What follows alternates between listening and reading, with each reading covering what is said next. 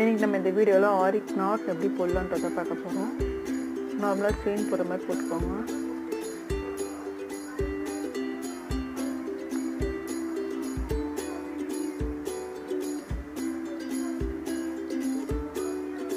chain போட்டு அதுக்கு முன்னாடி ஏற்கனவே போட்டதில் அதுக்குள்ளே விட்டு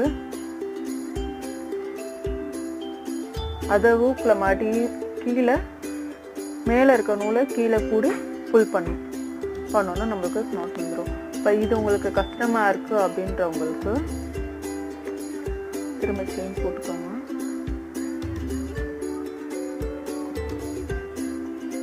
போட்டு